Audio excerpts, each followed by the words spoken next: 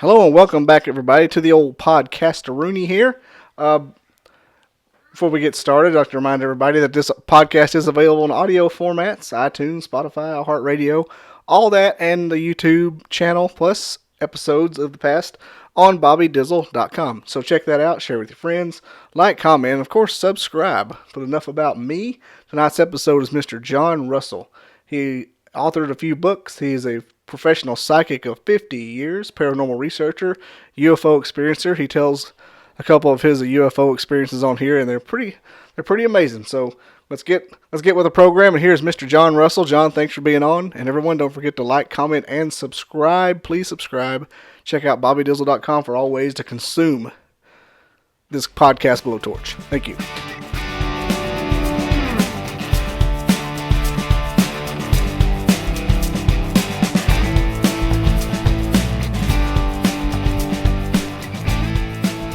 It's happening.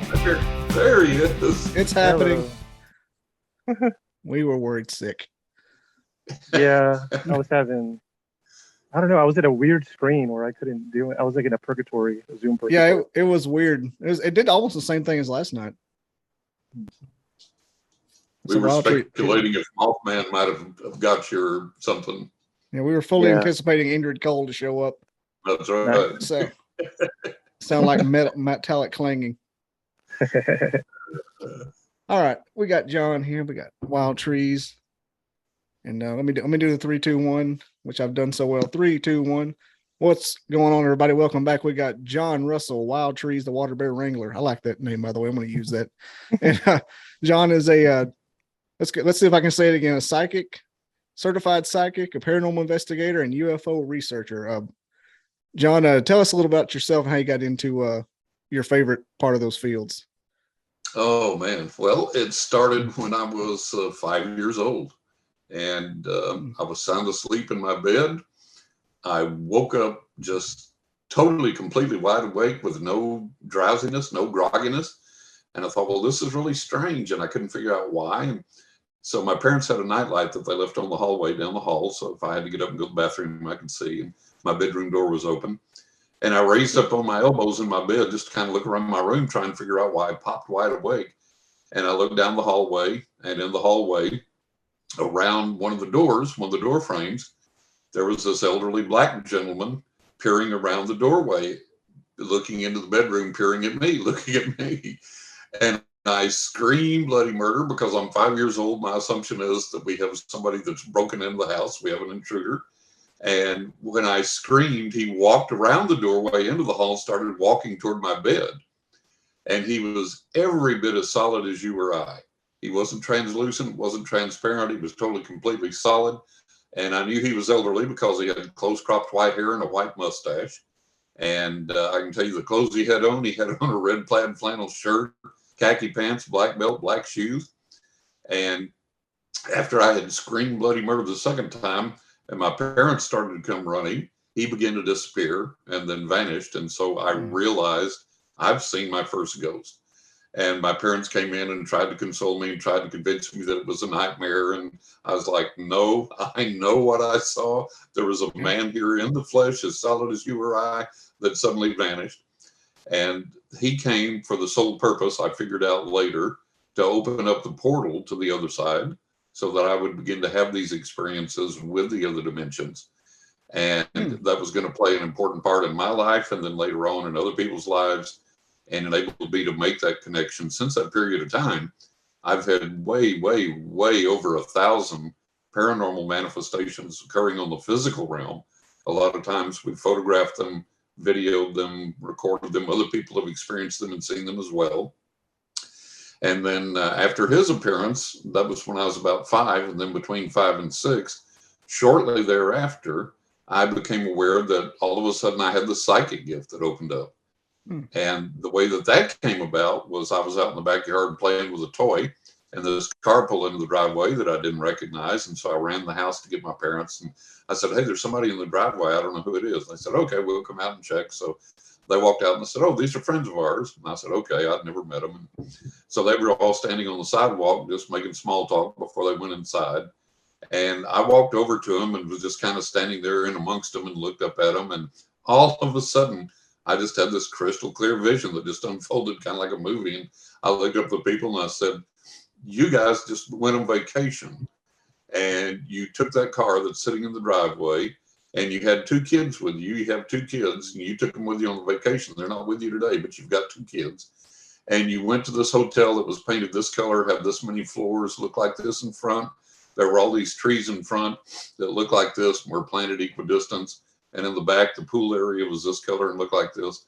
Well, the guy was kind of looking back and forth between me and my parents and his wife with this bemused kind of smile, grimace, whatever on his face, like, what is going on?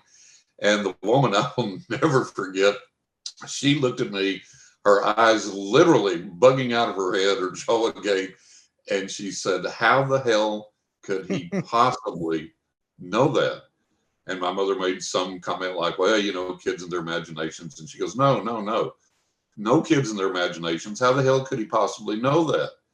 She said, that's what we came to tell you today. We just returned from this vacation. We took our car, the one that's sitting in the driveway. We took our two kids.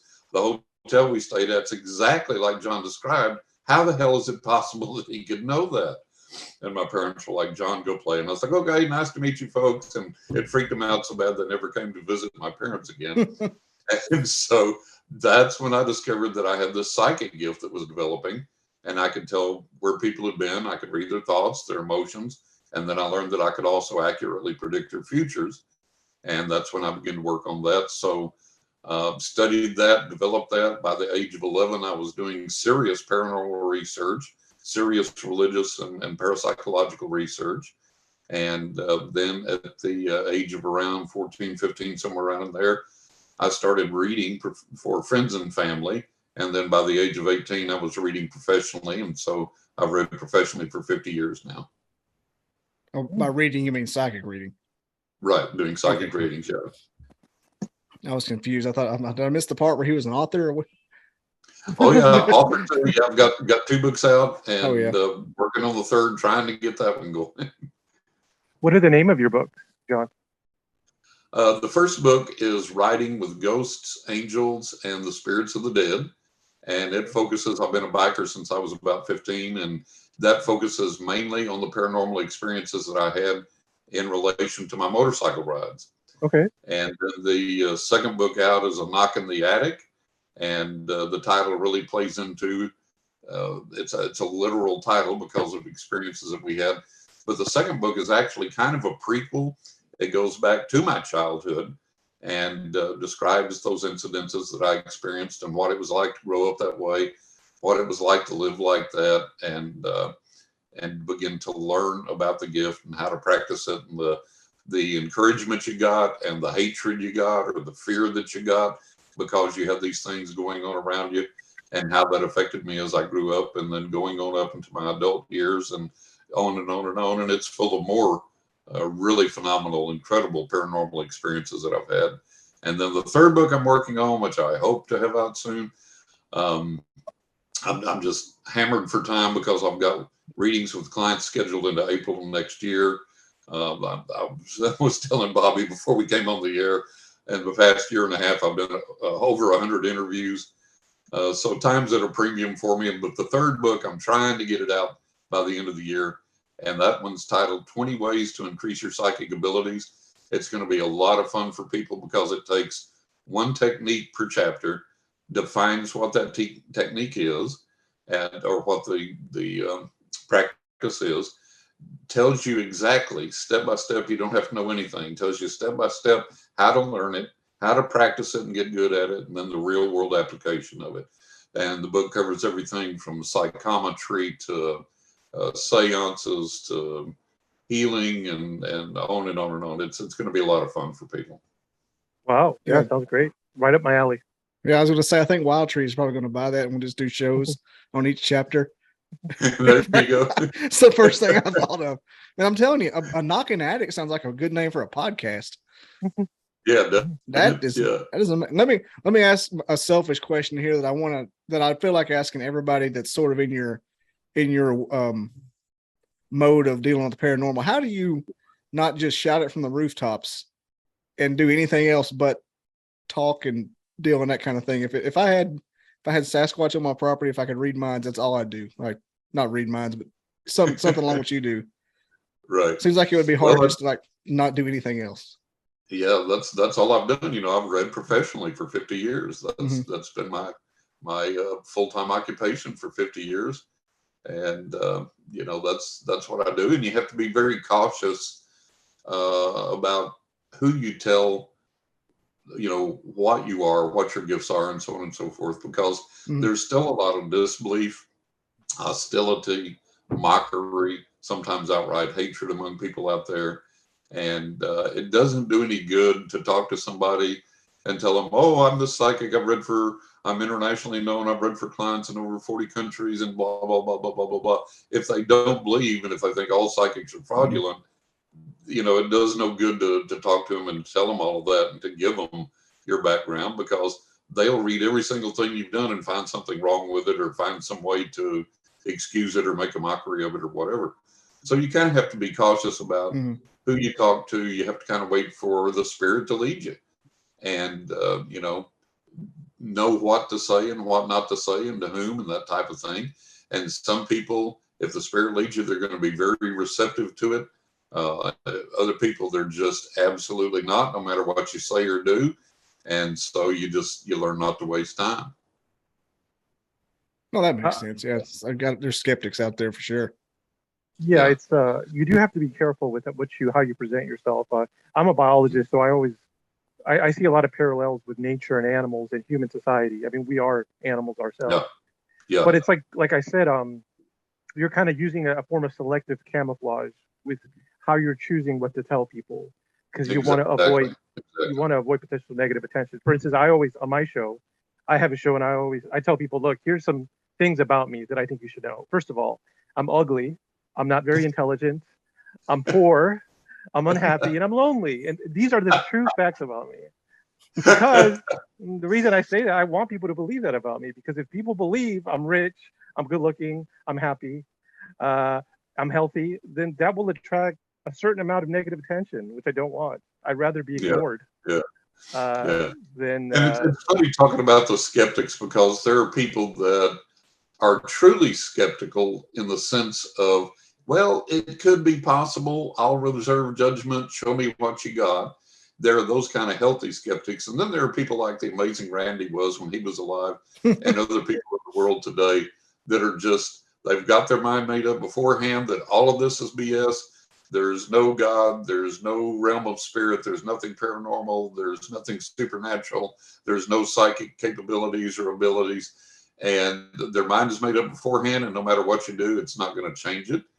And those aren't true skeptics. Those are just troublemakers, just diehard troublemakers that just, their mind is made up. They're going to go in and stir up the pot, and no matter what you show them, it's never going to change their mind.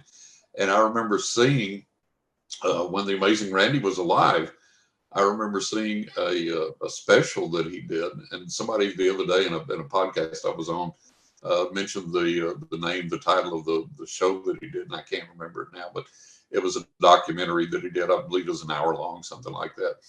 And so, Randy had the $1 million challenge, and which nobody ever won, of course, because Randy made the condition so impossible nobody on the planet could win it. And an example of that was that this is Randy now talking in his own special, and he had this guy that said, I can hold any object or look at any object or whatever, psychometrize it, get the vibrations from it, tell you where it came from and events associated with it, so on and so forth. So Randy said, fine. So Randy said he picked this obscure thing in his collection that nobody on the planet would know what it was or where it came from or whatever. And so he gave it to the psychic, and the guy's like, first thing he tells him, oh, this was given to you by a friend of yours that lives so-and-so, and I can't remember all the details, but it came from overseas or this, that, or whatever. So Randy is stating himself, Randy's saying this, so far the guy is batting 1,000. Okay. And the guy goes on and on to say things about this item. And Randy himself says, this guy is batting 1,000. He's been 100% so far, hasn't gotten anything wrong. And then the guy says, there's something about the neck area of your friend that's kind of unusual or intrigues me. He said, it reminds me, he didn't say it was, he said, it reminds me of like a clerical collar or something like that, but there's something odd around his neck, unusual about his neck. Now, he didn't say it was a clerical collar. He said it reminded him of a clerical collar. So Randy said that because he said it reminded him of a clerical collar, basically Randy said, you called it a clerical collar and you're wrong. So everything that you've gotten right up to this point is also wrong. Now, that was Randy's reasoning. Right. Now, the thing about the guy's neck, he wore turtlenecks a lot. He wore turtlenecks virtually all the time. So there was something about his neck. And he said, well, it kind of reminds me of a clerical collar. Well, it does. A turtleneck kind of reminds you of a clerical collar. So the guy had that right even. So there was, when I was on a regular radio show in New York, this the friend that was the host became a friend of mine. And he called me one day and I was like, whoops, wait, we aren't on the air today, are we? And he said, no. He said, listen, I got to tell you, you're never going to believe who I have for a guest. And I said, who? And he said, the amazing Randy. I said, oh my God. And he said, what do you want me to ask him? And I said, well, two things. Ask him about that incident with a guy that was 100% till we get to the, Randy's deliberate misinterpretation of the clerical collar. And how can it, if he counts one thing wrong, how can it all be wrong? Even if he's admitted up at that point that the guy's 100% right. And then the second thing to ask him is, if you're being absolutely, totally, completely, 100% honest, haven't you had at least one experience in your life that you can't explain by natural, normal means? So I couldn't even tune into the show. I was busy, didn't even get to hear the show. But he called me back and he told me, he said he asked Randy about the psychic. And he said, I determined that beforehand. And we agree to that beforehand. And my thing is, if I judge one thing is wrong, it's all wrong. So that $1 million was safe forever. Nobody's ever going to win that. If they brought Jesus down in a UFO, they weren't going to win that $1 million. And then the second thing he said, he asked Randy, he said, well, if you're being totally, completely honest, haven't you ever had any experience in your life that you couldn't find a normal explanation for? And Randy, he said, Randy went, no, next question. So some people have got their minds made up. You're not going to change it no matter what you do. Especially when they got a career made out of it. He did. He did make a career out of it. His life's mission was to destroy Uri Geller. That was his big thing. And amazing. Randy was funny though. I know Uri, and Uri's the real deal. But Randy made it his life's mission to try and destroy Uri. It was amazing. Wasn't Houdini the same way? His life mission was to destroy the mediums. Yeah, he wanted to go after all the mediums of the day because they something about his mother. Yeah, and he was. I think he was actually wanting to kind of hope that maybe there really was something there, and maybe he really could contact his mother on the other side. But as we know, the field is rife with phonies and con artists and con men, and so that's what Houdini encountered, rather than finding anything real. And that's what he began to expose. And then I think he became a little hardened. I think he became kind of Randy-ish, toward the end of his investigations. Oh, yeah. It was amazing. I watched a documentary on that. Houdini was the one going against the cheesecloth ladies, wasn't it? The cheesecloth ghosts that they would pull out of their lady parts. Right. Yeah, they would hide it. There was a lot of so-called manifestations of ectoplasm that were done by all kinds of nefarious means. Yeah. Well, they would produce their little ghost in the candlelight, and where'd it come from? Turns out they snuck it in, cigarettes to it, contraband into a prison. If you know what I'm saying. Yeah. And I'm like, whoa, you gotta want that. There's all kinds of ways to fake things, and that's where people get in trouble. I've had clients over the years come to me, and they have spent tens of thousands of dollars with these phony psychics because these people know basic sleight of hand magic. And if you don't know how something's done, it looks like a legitimate paranormal miracle is occurring. And ergo, it's real easy to part you from your money, even if you're highly educated, which a lot of these people were. But that still goes on today. There's a lot of scam artists out there, and that's one of the things that I detest with a passion, and I try and expose their modus operandi and expose every one of them that I can when I can. and, explain to people how to spot the phonies and how to stay away from them and that type of thing. So it still goes on, unfortunately. Like the cold readers. Yeah. My thoughts on the hardcore skeptics are, I kind of, if I could get into their mind, some hardcore skeptics, I kind of see where they're coming from. They see themselves, I think, not all, but some of those hardcore skeptics, they see themselves as like holy soldiers for science. They see themselves as like, right. I'm gonna protect the sanctity of science. Yeah. And so they see their cause as righteous for science. But then they also, but what's really happening, I believe, is that they are basically hardcore conservative fundamentalist scientists. Just how we have hardcore fundamentalist religious people, we have them for science. And so yeah, they're not really willing to budge. I mean, and it's really weird that they think that way, because the whole concept of scientists and researchers is the idea that there's a lot of things out there that we still don't understand, and our job is to understand them better. If we understood everything in the world, there would be no need for a scientist, because we would know everything already. Exactly. So the very definition of science is the idea that there's things out there that we don't understand yet, and that our job is to understand them better. So by having this attitude that these things, there's no way it could possibly be true, then I think that goes against the idea of science. Of what true science should be, exactly. And I just had an experience, and I won't name names here. I just had an experience where, we think we're getting more open and more evolved and more receptive to this. And actually, I think the pendulum is beginning to swing the other way again now. And an example of that, excuse me, was there's a very prominent researcher who's a scientist, and I'll leave it at that. And we were talking about a possible endorsement for my books.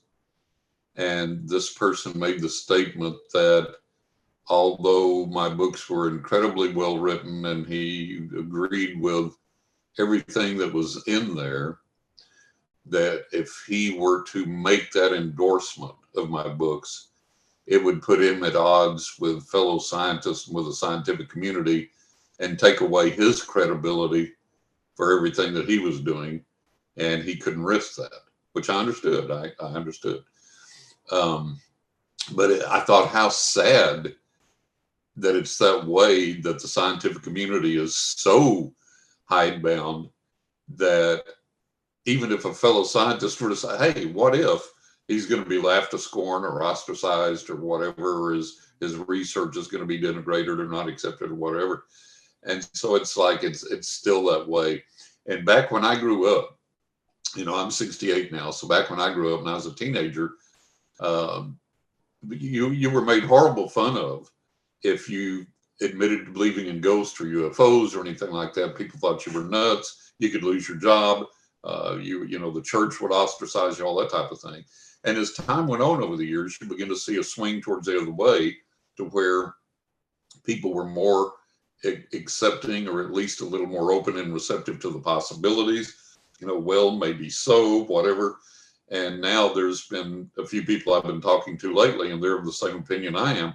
Now the pendulum seems to be swinging back again, and it's back toward the discrediting people, the mockery, the just being totally closed off to anything supernatural, paranormal, UFOs, Bigfoot, whatever. It seems like the pendulum's going the other way, which is really sad. And one of the interesting things that really kind of blew my mind was our government came out, with a report and admitted that UFOs are real, that they're physical objects, that they can explain them, that they're not our technology, that they're not any earthly technology that they know of. And in spite of our government admitting that, there's people that just absolutely still lambast UFOs and anybody that believes in UFOs. In spite of the fact the government said in their official report, they're real, they're here, they're physical objects. We picked them up on multiple sensors, multiple eyewitnesses, trained eyewitnesses, military personnel, fighter aircraft, cameras, on and on and on. And in spite of all that, people are just poo-pooing that now. It's just unbelievable. So it's a really strange, interesting time we're living in right now. They just had another Dave Fravor guy on Rogan yesterday. Yeah, I heard a clip of that. That was amazing. I haven't got to, oh, you saw it on YouTube, the little one? Yeah, the little one. He was seeing them out there. They upgraded their software and all of a sudden they're everywhere. Mm-hmm. And you're just okay with that? You know, I tell people, they said, well, I've never seen a UFO. And I said, well, think about this. If you're sitting outside and you've got a good clear view of the sky and you're sitting there in a chair, you're still only seeing like this part of the sky. And if you turn your head over here, maybe the UFO's over there. By the time you turn back, it's gone somewhere else and you missed it. Okay. Or think of the other scenario. You're sitting there, you're looking at your little chunk of the sky, and how much attention are you paying to that chunk of the sky? What time is it? Or, well, with a cell phone, what time is it? Or, oh, I got a ding here on the cell phone. I got to look at something happened right then. So you're not looking constantly. And then the other thing is, I became aware of this phenomenon when I was out. I didn't wear glasses. I had like 20/10 in each eye. And I went to the state parks here a lot on my motorcycle, and my wife had bought me a really good pair of high-powered binoculars because I like to bird watch and so on and so forth. So I had gone to this one state park. I was sitting out by the river on this bench, and I was looking way across this wide river at this little island that was over there.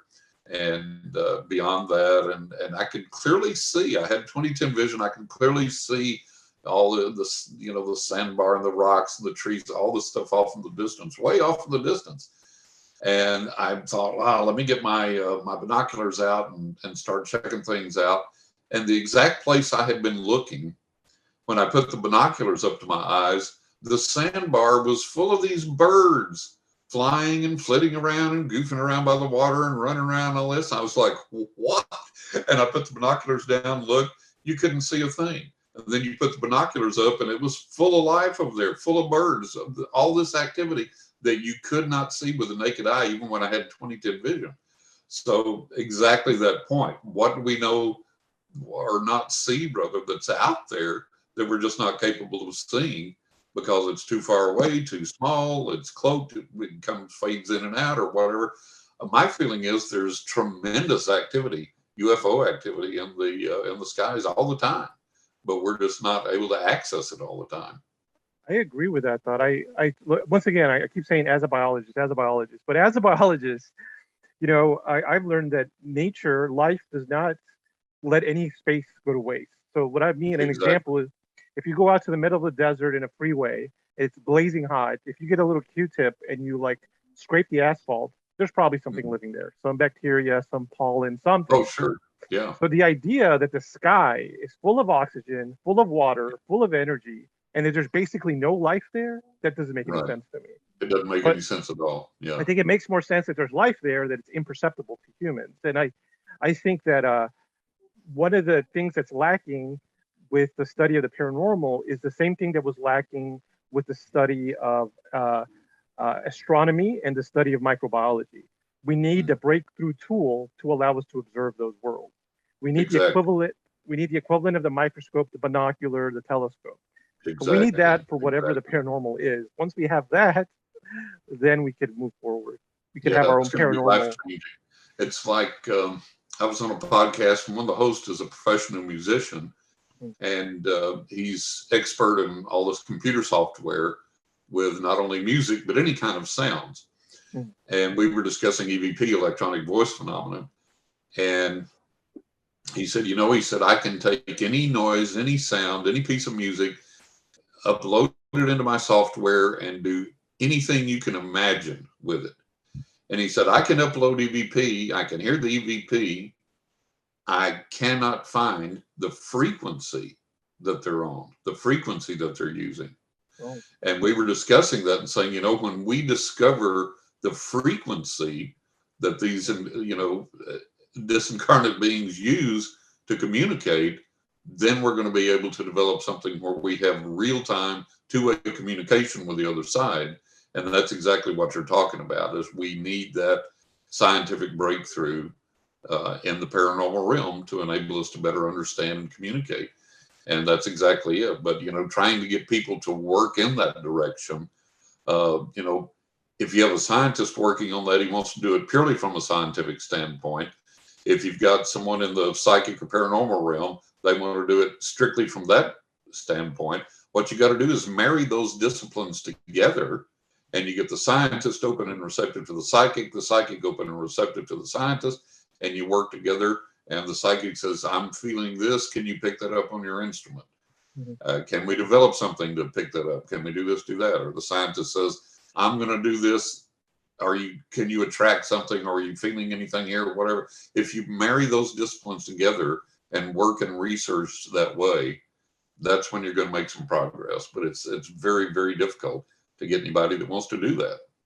Well, yeah, I agree with you. And I don't know if you remember, but I talked to you before on Black Lotus Live, maybe like a year ago or something. So I think I'm remembering what you said, because I think I got the idea from you. But I agree, and I think I got the idea from you. So I hadn't thought of it before you mentioned it, but I do believe that the idea, at least as scientists, when we develop the first machines to try to interface with some of these spiritual paranormal aspects, I do agree 100% with you. I think we should, for the first ones at least, we shouldn't go 100% mechanical, 100% artificial. We need to have a machine that works in concert with someone like you, and then we could have the mixture. It's just like, you need to have a mix of both. That's why that Ghostbusters movie failed, because it was all females. You need to have a mix of males and females. And just like with this tool, I think you need to have the biological human aspect with the machine aspect. And I don't know that science will ever outgrow that, because I can go in places as a psychic and I can hold real-time two-way communications with the spirits that are there, and we can verify the information that they give me. And so that's something that you can't do with EVP, you can't do with REM pods, you can't do with infrared cameras, you can't do with any of these other things. And I don't know that science will ever approach the point where they can duplicate what a true good psychic or medium can do. I think you can work and like you say, work in conjunction with that. I don't think it'll ever replace it. But I would like to see science come along and find that frequency and then enable that communication. And even with that, I think it's still going to be incumbent upon a psychic or a medium to say, okay, let's try and create the atmosphere, that the environment that is conducive to receiving that communication, picking that communication up. And that goes back to when I was a kid, when I was in my teens. There was a guy that used ham radio, shortwave radio. And in my hometown back in West Texas, on a really good night when the conditions were perfect, we could talk to people in Australia or England, and they sounded like they were in the same room with us, and we could talk to them for 5, 10, 15 minutes. The next night, might not be able to hardly raise anybody across town, because the atmospheric conditions had changed and were not conducive to it. And I think that's a good analogy for our attempt to communicate with the other side, is that we're not understanding the how to make the conditions just right, conducive to that communication. And that's why we have in churches, we sing hymns and we pray and we try and raise the vibration, we try and raise the atmosphere up. And spiritualist meetings, circles, seances, you pray, you chant, you sing, or whatever. You try and raise that vibration up. You try and get that vibration, the environment in the room, conducive to that communication with the other side. You try and thin that veil down a little bit. And everybody does that, whether it's Buddhism or, voodoo or this other. Everybody has their own way to try and create that environment that's favorable for the other side to communicate. And, it's kind of a hit and miss whether we succeed with that or not, just like it is with the ham radio. Some nights you talk to England, the other nights you're doing good to talk to somebody else in Texas. So I think that's one of the things we have to explore further and experiment with and figure out how to do that better. I knew an old man that caught a skip to Puerto Rico one time from Alabama. He was pretty freaked. He said he woke his wife up. He said, "Get up! This ain't never going to happen again." I love catching it. I caught a skip. Exactly. I caught a skip from Alabama to Connecticut when I was younger. Did you? Yeah. Thought that was another country because it might have been basically was. I hear you. So do you think the the frequency thing, the for lack of a better word, the ghost frequency, do you think the government's working on that? Perhaps? I mean, the 50-year principle? Yeah, I'm sure that they are. Our government has done and is doing so many things in the realm of the paranormal and the psychic realms. It's established that we had a remote viewing program. I think we probably still do, and that's been well established. And we've worked on so many things. Uri Geller did some work for our government, and the CIA admits that he did, and so that he was successful in it. So we've had these things, but our problem, again, moving forward with that, is that there are a lot of people that are in the military, industrial, political complex that state that the problem in moving forward with these things, just like one example, researching UFOs, making that available to the public. Who are they? Where do they come from? What's their intent? Why are they here? And what are they? Who are they? They said that part of the difficulty in moving that forward is that there are these, just like the right-wing conservative scientists, there are these right-wing conservative Christians that view all of that as satanic, evil, demonic. So you don't pursue it, you don't investigate it, you don't get involved with it. So you have that bias, you have that problem to deal with, and that's apparently a pretty big chunk of people in power that hold that belief system. And so the people that are trying to research things, find things out, move things forward in whatever ways, are constantly encountering that as well. And so that's another roadblock. It's almost really convenient that the things that come along that make our vibration really low, like the social media and the Netflix and the TikTok, came along about the time that these so-called extraterrestrial beings might have been getting more and more prevalent to keep us from actually being able to talk with them. Yeah. Or sense them. I was going to mention, John, I have 2 points to make. But one thing, going back to what we said earlier, you were saying how you think the tide is turning back to more skepticism, more ridicule of the paranormal. Well, I find it interesting. If you look at the macro view, you look at a bigger picture of the country, of the planet, it seems like we're going in a direction just in every aspect of life, because it's been my observation that a big aspect of the paranormal and spirituality, this includes UFOs and Bigfoot and the afterlife, a big aspect of it is meditation. And almost everything in society now is against meditation, not on purpose, not explicitly, but everything's like, watch this loud movie, watch this 5-second video, watch it again, just quick. It's all against meditation. So that's odd, is what, just like what Bobby said, it's odd that that's happening. Because I feel like if more people, myself included, I'm a victim, or maybe I perpetuate the cycle, but either way, I also have a hard time meditating. I want to, but it's very difficult for me to do. And I do activities that are opposite of meditation. I play video games. I watch violent movies. Exactly. So that's odd. And that's what I tell people. I say, if you want to have this understanding, and if you want to have a connection with the other side, if you want to connect with your guardian angels, if you want guidance from the other side, you have to unplug. No cell phone, no TV, no computer, no music, and get quiet, and then listen. And don't listen for 1 minute and okay, now I'll go back to my cell phone and see what's happening on Facebook. Sit there for a minimum of 10, 15 minutes in silence and listen, and ask the other side. Ask God, ask your concept of what a higher power is. Say, here I am. I'm wanting to learn. I need to learn in my life. I need to grow. I need to be protected. I need to take care of myself, my loved ones. I need to make a positive difference in the world. Show me what I need to be doing today. And then shut up and get quiet and listen. And maybe you'll get something right then. Maybe you'll get something after a week's time. Maybe you'll get something after a month's time. But if you do that consistently, if you practice that consistently, you'll begin to get this input. You'll begin to get this guidance. and it'll come to everybody at some point. But you have to be willing to stay with that and stay focused and stay in that silence. And it's like people can't stand to be in silence. They have to have some constant stimulation. You know, something has to be going on in the background, or they have to be touching that cell phone and looking at it every little bit and all that type of thing.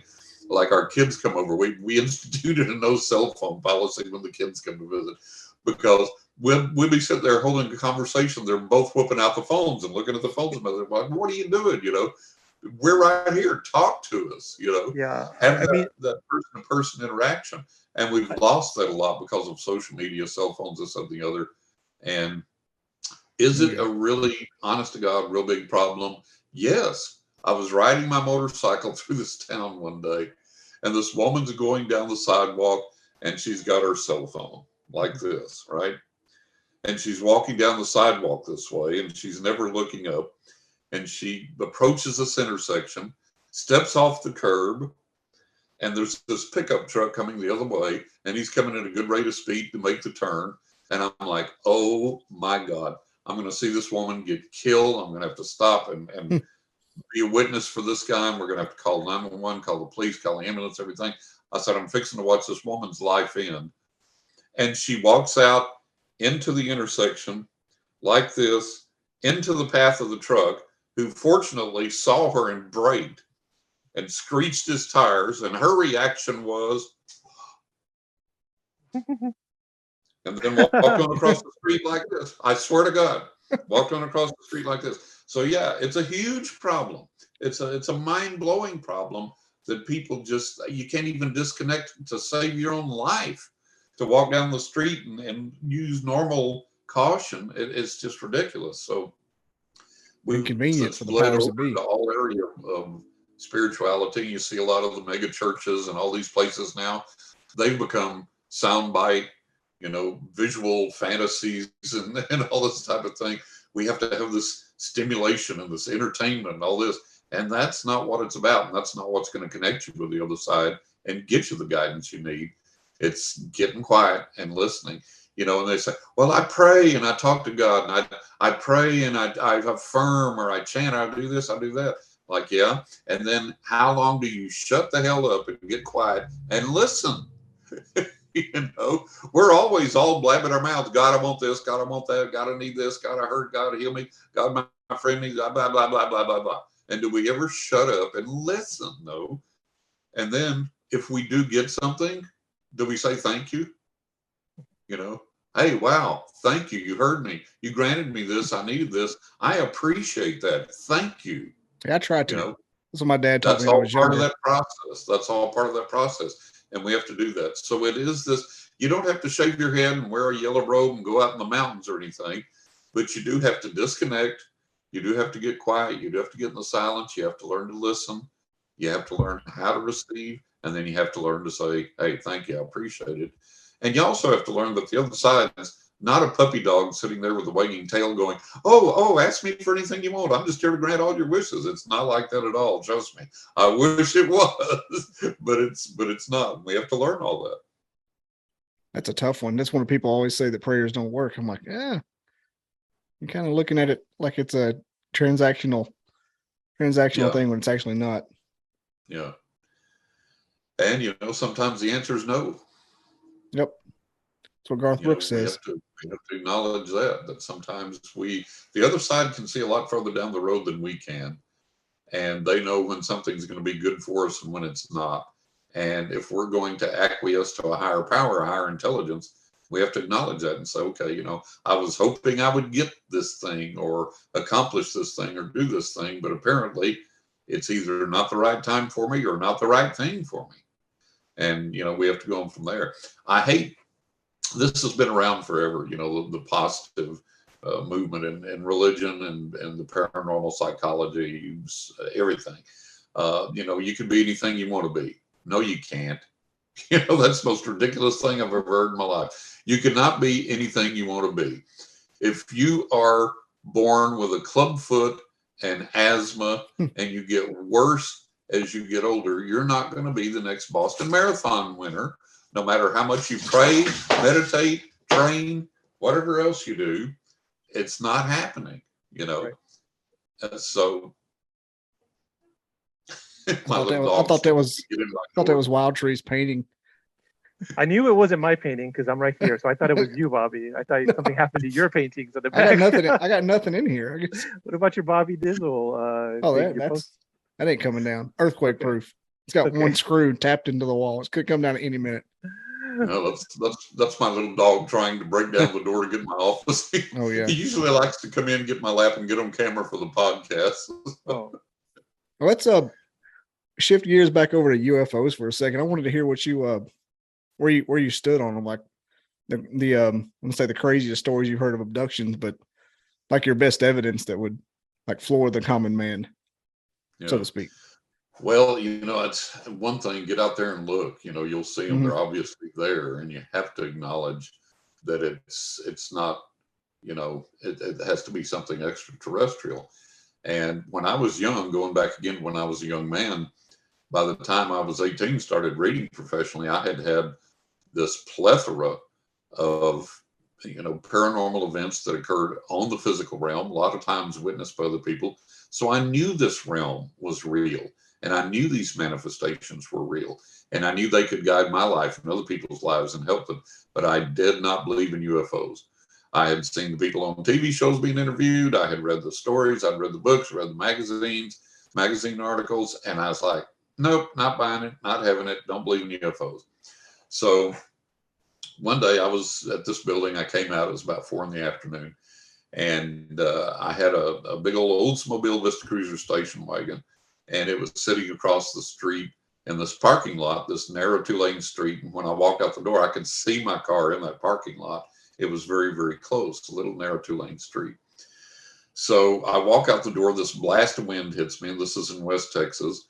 And, I grew up with hailstorms and tornadoes and bad thunderstorms, bad winds, all this kind of stuff. So I said, oh, looks like we're in for it. And I looked up, and sure enough, the clouds are low and dark, and the wind's really fierce. And so I said, well, I better run for my car. So I look across the street in the parking lot where my car is. I can see my car. And down in the parking lot, attached to the clouds above, is this big columnar cloud, maybe about 4 or 5 feet wide, coming down from the clouds above and resting on the asphalt in the parking lot right by my car. Oh. And I'm looking at this thing and I'm like, okay, I've seen tornadoes, I've seen funnel clouds, I've seen dust devils, everything in the world. But this thing looks different. I'm trying to figure out what it is. And it's rotating and swirling and undulating. And from within it, these orbs of light come to the surface and glow and then recede back into it. And they're like almost basketball-sized globules of fluorescent orange and yellow and red and blue and green. So, honest to God, guys, the very first thought goes through my head. I'm about 20, somewhere around in there. The very first thought goes through my head is not, look at this paranormal phenomena. It's, I've gone nuts. I've had a stroke. There's something wrong with me. I'm hallucinating. And honest to God, that's what I thought. I was like, okay, this is it. I've lost the farm. And then I noticed that around the base of the cloud, there's some debris in the parking lot, like paper cups and straws, whatever, this and the other.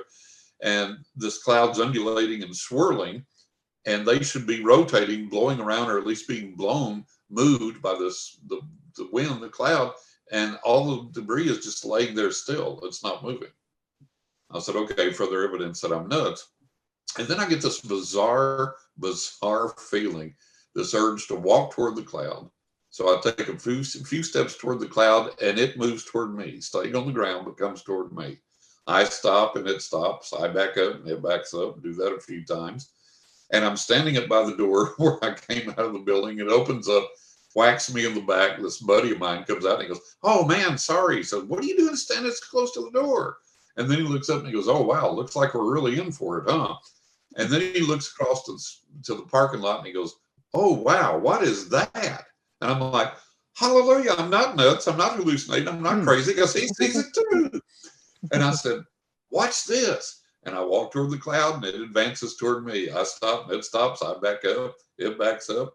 do that a few more times. I looked over at him. I said, "Isn't that the weirdest thing you've ever seen?" He looks at me like I'm the weirdest thing he's ever seen. And he's like, "Bye." He's scared to death. He's out of there. His car's parked the other way. He runs the other way.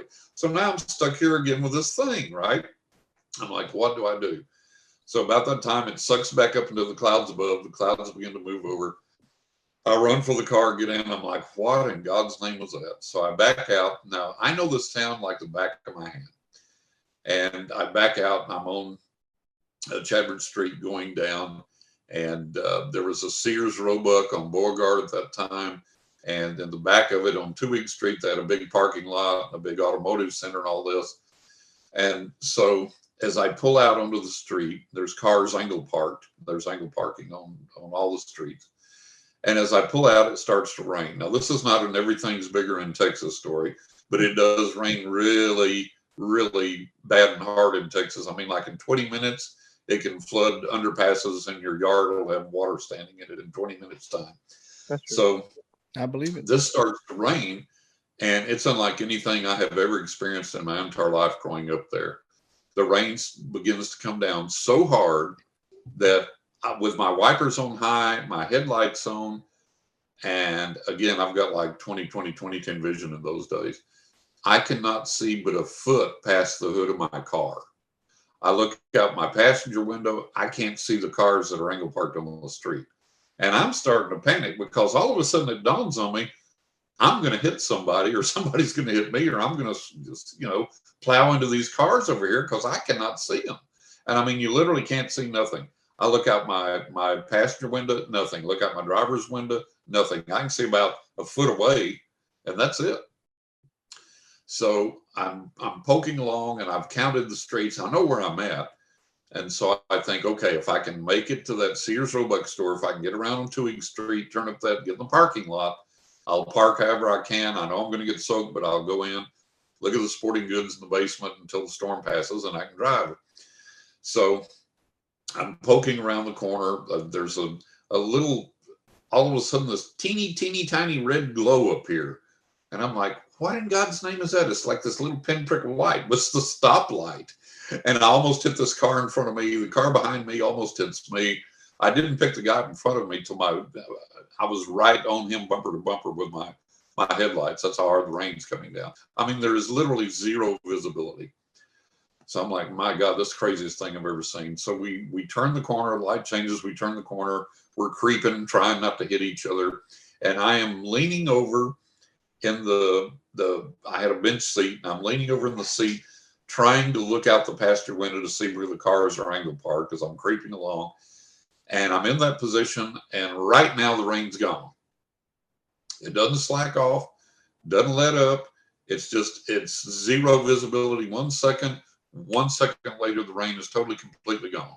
Mm-hmm. Now the clouds are still there up above, and it's daylight, so you've got perfect visibility. I can see all the way in front of me, all the way behind me, all the way around me. And I'm like, what in the world is this? And so as I'm sitting there, the cars in the opposite lane coming toward us are all of a sudden starting to swerve into our lane and nearly hitting cars in our lane. And people are yelling, and people are honking, and people starting to roll down their windows and point up to the sky. And some people are opening their car doors, jumping out into the street and pointing up. And I looked where they were pointing, and hovering over the Sears building, about 30 to 50 feet over the rear of the Sears building, was this silver metallic craft about 30 to 50 feet in diameter, just hovering there. No sound, no flames, no noise, no nothing. And that's what they were all pointing at. And I literally did a cartoon eye rub. And I looked back up, and sure enough, there it is. And I'm like, okay, I'm going to get out and take a little bit better look. And I grabbed from my door handle, and you could see the UFO just barely perceptibly move, just a tiny little bit. And the clouds rushed from behind, covered it over. And in a split second, the rain was back in the same intensity that it was before. So, there's evidence of weird paranormal activity in connection with that UFO sighting. There's the fact that I absolutely did not believe in them, and then I had to change religions because I saw it in daylight in the presence of witnesses who saw it before I did. What town was this? I'm sorry. Sorry. I was going to say, what town was that? That's San Angelo in West Texas. That's where San I grew Angelo? up. San Man, Angelo, yeah. you would think it would be like a local legend. Well, there were some people that knew about it, but here goes back to the era, the way things were at the time. This guy that was in front of me, he pulled into the Sears parking lot, and I followed him. And I'm like, I don't care if I hit him at this point. I can't see him. I don't care. My insurance will cover it. I'm going to talk to this guy, even though all these people had seen it. I hadn't seen it. I was still going to talk to this guy. And so he jumped out of his car. I jumped out of my car. The rain's coming down so hard, it's stinging. It hurts.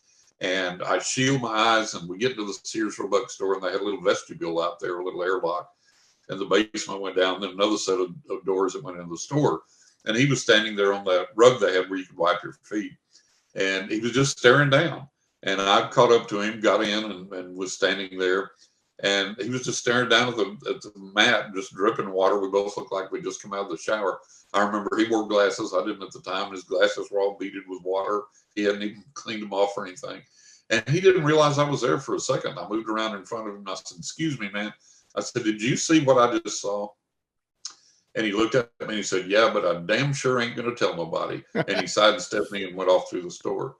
And so you have to understand that during that time, going back to what I was talking about earlier, if you say, "Hey, I saw a UFO," people are like, "Yeah, how much Jack did you drink? You know, how drunk were you? What have you been smoking? What have you been taking?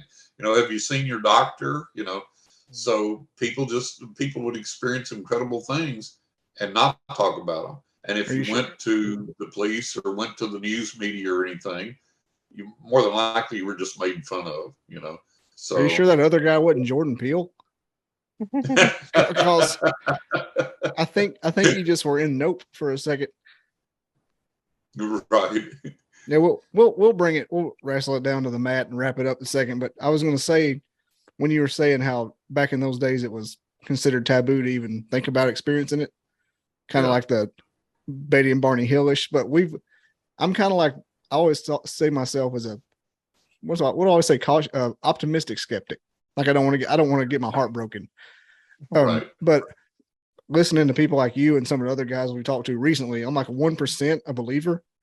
My toe in it, and it freaks me out. Like I don't want to tell anybody that. I'm like, this is weird. Like I can't imagine if like knowing 100% something happened. Yeah. And just that feeling of like just wanting society to accept you, but you can't. It's like mild case of trauma. It is. Mm-hmm. And it's like you say, you know, knowing that there is this reality out there, that there is this truth out there, and trying to get other people to understand that, hey, there's so much more than what we get up and, you know, we go to work, we come home, watch our TV, go to bed, and do it all over again. And there's so much more than that. And then in that realm, that we barely even scratched the surface. There's so much we just don't know and don't understand after all these years about this realm and about the interaction with it. But the thing that I've always stressed to people is that I've never had anything but good and positive experiences. My life has been saved literally many times by the forces on the other side that guard me, watch over me, and guide me. And they've improved my life, made my life better, taught me how to help other people make their lives better. And that's the message I always try and get across. And I remember one of the persons that read my second book and left a review for me on Amazon and said, you know, thank you for showing us that we don't have to always fear what's on the other side, that there's positive things there, good things there, and that we can connect with that. And, you know, it's beneficial for our lives. So that's been my message in all of this, is that, you know, most of these things, the demonologists, the so-called ghost hunters, the paranormal shows that everything's a demon and everything's a boogaboo and blah, blah, blah. Something attached to me and came home and broke my coffee maker and blah, blah, blah. You know, those things are designed to sell advertising, scare people, and put viewers in the seat. That's it. There's very little, if any, truth there with any of it. And it's certainly not the way that the real interaction with the paranormal realm is. So, you know, it's disappointing that here we are trying to do something good, trying to get some good messages out there, trying to help people, trying to get them aware of the reality of this realm. And we have all these goofballs out there, you know, giving people this unrealistic portrayal of what the other side is actually like. Hey, it'll slap them in the face one day. Yeah. And it does. They don't have a. They'll know for a fact eventually. Oh yeah. Yeah. Well, that has been 1 hour, and you promised me that, so I appreciate it. And I think we're going to wrap up. Wild Trees is going to ask you see if you wanted to be on his show next. Yeah, John. I know it's a long shot, but I have a show that starts like in maybe like 30 minutes. So I understand if you can't, but I was going to ask if you wanted to go on my show for 30 minutes for maybe an hour. Yeah, sure. We can do that. Okay, that's great, man. Be happy to. Yeah. Let me go ahead and I could go ahead and share the link in the chat before we go away. But yeah, okay, great. So I'm generating the link. You can email it to me. Bobby's got my email, and you can email the link to me there. Okay, I'll do it that way then. Yeah. Cool. Nice. I didn't know how busy you were, so I was gonna hold it to an hour. It's been good Lord. I'm getting better at this. See, that was a solid podcast. No, it was good, and I think there's a lot more we could do. I mean, there's a lot more I could say. Yeah. So yeah, I think we're gonna have a lot to talk about. I appreciate you having me. Appreciate being here. It's been a lot of fun. Been a good time. And Truth. And Wild Trees, I'll see you shortly. Is it a John Bobby's Russell Psychic? John Russell Psychic Yahoo. You can reach me at johnrussell.net. Okay. And anybody interested in the books, they're available on Amazon, Barnes and Noble, Books A Million, just about everywhere online you can get them. But if anybody's interested in getting a reading with me or finding out more about me, they can go to johnrussell.net. I'll get those links from you too before we post it, because I'll put them in the bottom of in the description. Great. Because I'll buy the shit out of a book. I ain't even kidding you. I don't even read. I bought a book from a guy who was recommended. I don't even know what it's about, but he's from Alabama and he was supposed to be a cool guest. I don't even know where the book is. There was a psychic on here the other day, and she called Zach Bagan a Scooby douchebag. And she told me, and she messaged me like 2 days later, "Hey, can you not put that in there?" I'm like, "Damn it, that was gonna be a clip on TikTok." So, there's an hour. Yeah, that was gonna be a TikTok bit so hard. Yep. Save it for myself though. If you're ready, I'll go ahead and end it. You can set everything up. Yep, everything's set up. I'm about to send an email. Cool. All right. So I'll see you guys in 30 minutes or so. Thanks, right. Thanks, John. Thank you guys. Appreciate it.